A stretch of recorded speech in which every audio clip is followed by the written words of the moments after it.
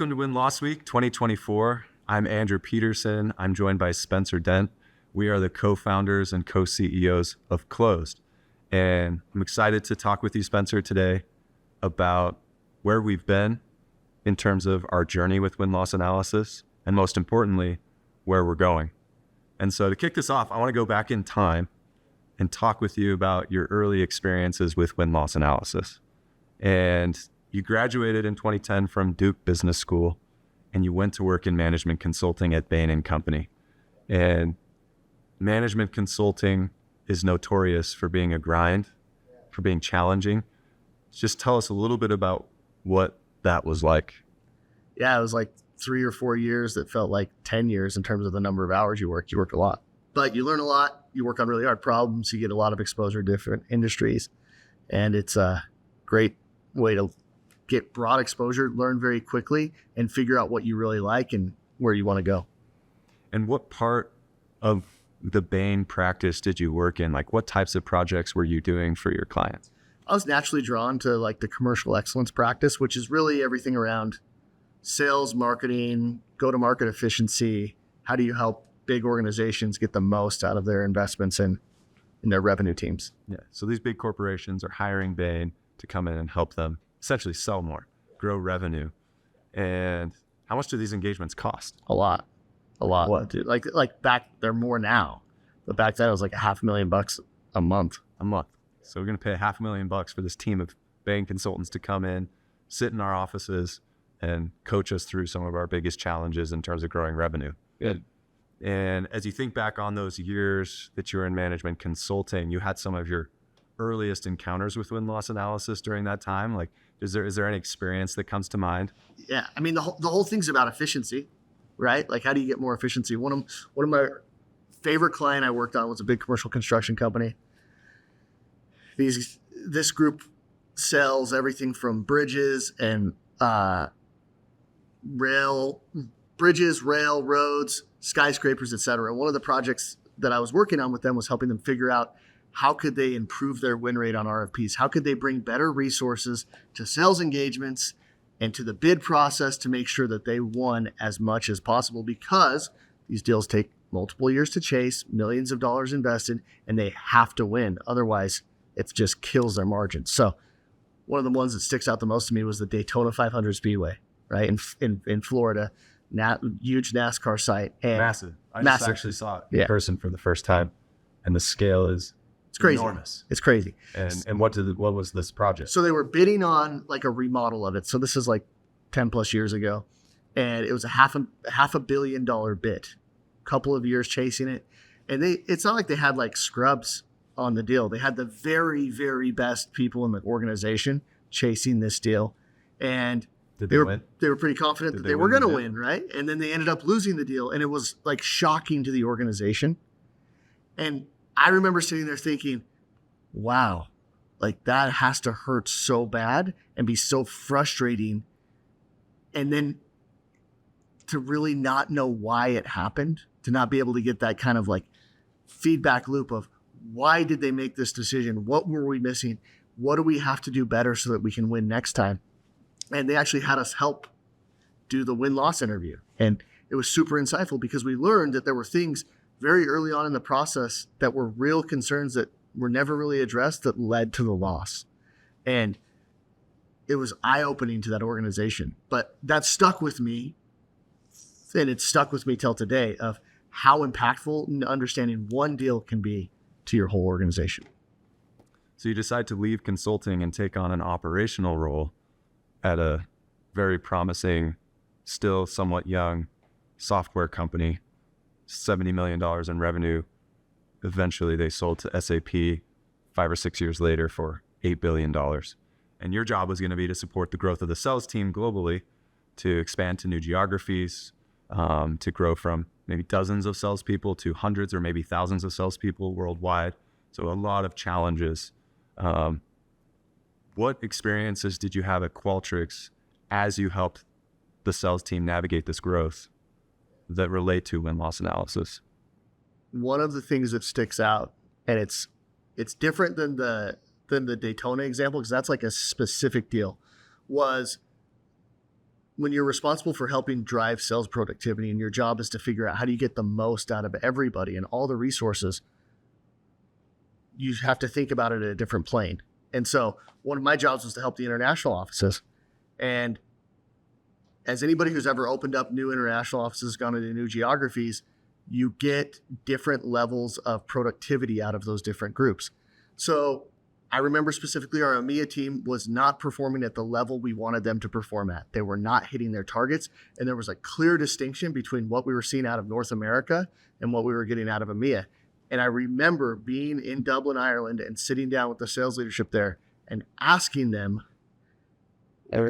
what do you guys think is the difference? Why are we struggling to get the same amount of quota attainment? Why are we struggling to hit our revenue targets the same way? Because we've proven we can do it here. And the answer was, well, it's just different here. And to me, that is a really, really, really bad answer. Why? Because it doesn't explain anything. It's completely like, well, it's just different. Like, throw your hands in the air. I can't do anything about it. It makes me think of the sales rep who, when they lose a deal and they try to disposition the outcome with like a loss reason field in the CRM, and they pick competitor. Yeah. It's like, well, what does that mean? What does that even mean? Of course, we lost to a competitor. Yeah. But why? So you say, okay, of course, it's different here. This is EMEA. We grew the business in North America. Right. But why? Right. What's different? Yeah. And I need to understand, if it? I want you to get as productive or more productive, I need to understand the root causes of why. And we saw this not just geographically, you saw it by product line, you saw it by sales teams. And so at that point, what became really apparent, I hadn't been involved in the direct evaluation of a win-loss vendor, but separate from that, we had realized as a feedback company that we did not know why we won and lost, and that we needed to do some form of win-loss analysis. And when I realized that we actually had been doing win-loss analysis and I had no clue of what was going on, and that any of that feedback would be useful for me to understand, it was super frustrating, because it's like, wait, we might already be sitting on the answer, but it's sitting on somebody's desktop in RevOps or in product marketing, and I have no access to it.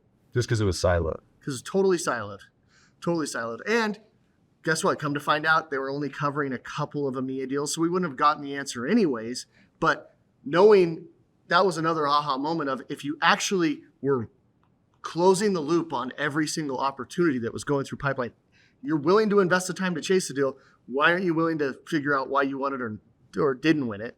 And if you were to do that, you'd be able to step back and say, wow, here's why we're winning, here's why we're losing. This is the difference in EMEA performance versus the North America performance. This is the difference in product X versus product Y.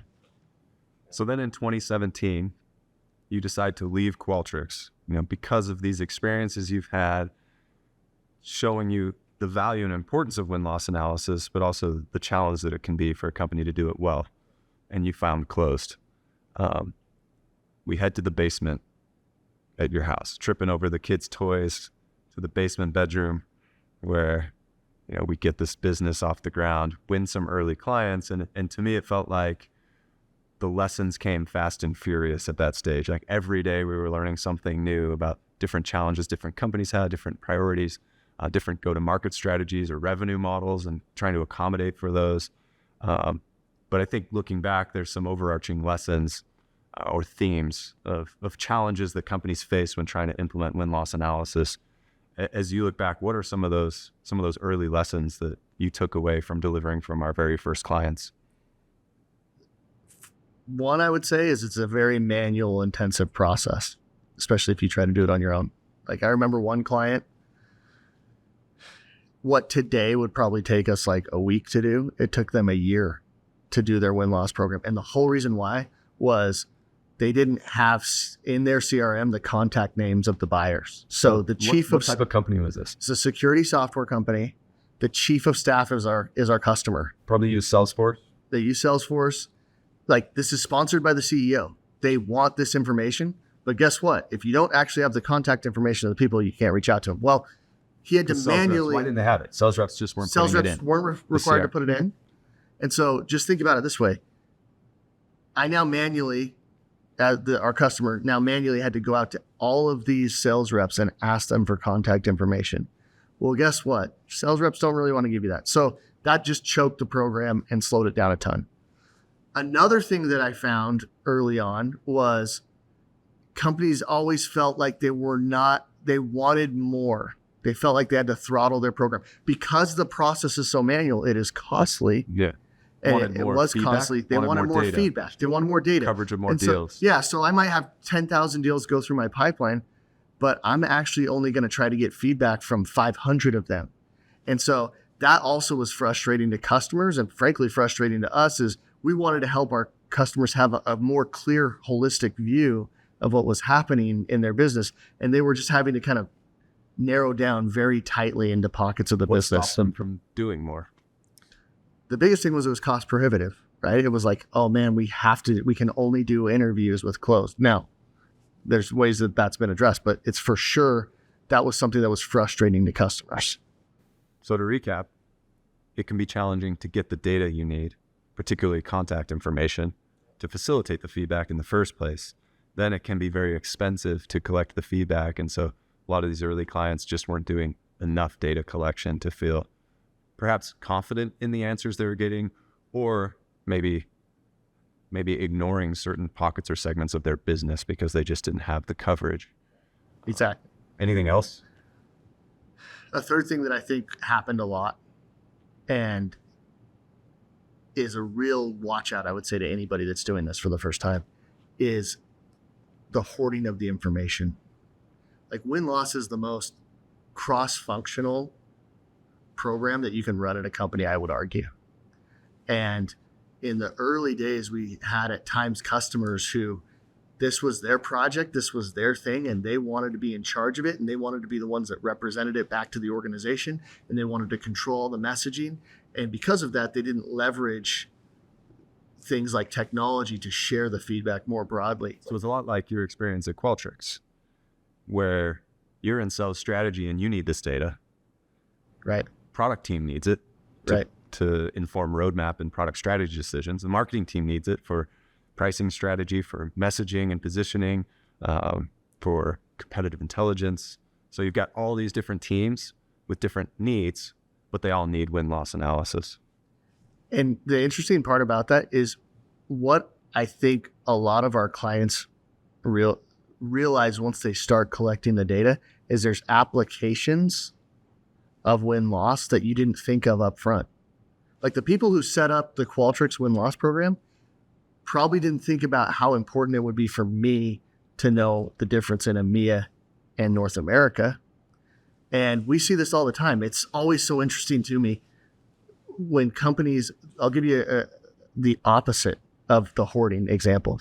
One of our early customers, they're still a customer today. We signed them up in the basement. They've been a customer now for a long time. They share this feedback broadly. They don't withhold it. They leverage the Clozd platform as much as possible. And it's been crazy over the years to see the number of people that are just accessing the data. And we have people that leave that organization that reach out to us and say, I can't do my job without Clozd. And we've never even talked to them. And it's because they use the win-loss feedback to help them in their job, whether that's as a sales leader or as a marketer or as a product manager or whatever it happens to be. So there's lots of applications that's super useful to the people who think about those problems every single day. And so when you hoard it, you leave a ton of value on the table for your organization. And it stems from, trying to control it. But the reality is, if you have the right culture where you want to learn and you share it broadly, you will get way more value as an organization. So we've just talked through all of these challenges that our early clients face and these lessons that we learned early on about running a win-loss program. And frankly, if I'm a newbie to win-loss analysis, I'm pretty intimidated right now. Yeah. Like, this sounds really hard. It's probably worth it, but it sounds really, really hard. So are circumstances the same today as they were 6 or 7 years ago, or have things changed? Yeah, the good news is we've invested 7 years and millions of dollars into solving this problem. So the process is actually automated at this point. You can cover and collect way more feedback than ever. You can share it really easily. One of the things that I'm most excited about is what we just launched. Ask Clozd is game changing. historically, you go get all these interviews and you have to read through them all and parse through them and look at the different quotes and try to figure out what the big themes are. And the technology can do some of that for you. But now, generative AI is going to allow you to get the answers to your questions immediately. And for the listeners who maybe missed the launch of Ask Clozd last week, tell us what that is. It's basically similar to like an OpenAI ChatGPT function. You can just go into your data set and start asking questions of the data. So you can ask questions like, what do people like about my product? What don't they like about my product? How are people reacting to our pricing model? What should we put in our sales training?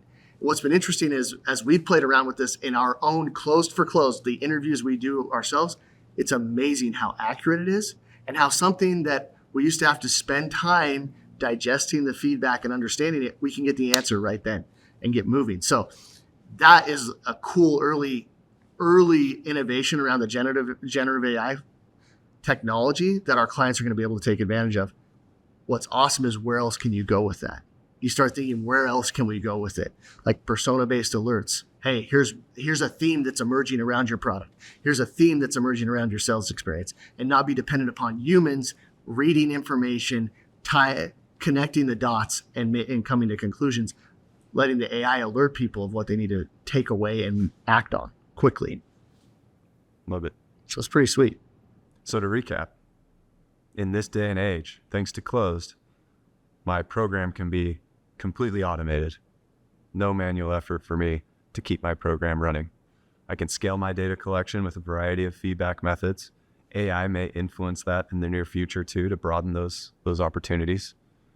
I can easily share the feedback across my organization with the Clozd platform. And now individuals across the organization can ask targeted probing questions about why the business is winning and losing, whatever else they're trying to find in the data set using Ask Clozd. Which is awesome, right? Like, those things all tie together to give you so much value. You can do it in an automated way, at scale, share it broadly, and answer your questions in a very personalized way. Thinking back 7 years ago to where we started and being able to do that today, like, that's shocking to me to see how far this space has come. Totally. It's so exciting to see how far we've come in the last 6 or 7 years, and really excited to think about where we're going in the near future. So it's been a great conversation. Thanks, Spencer. We appreciate all of you for joining and participating in Win-Loss Week. We hope you enjoy the rest of the sessions.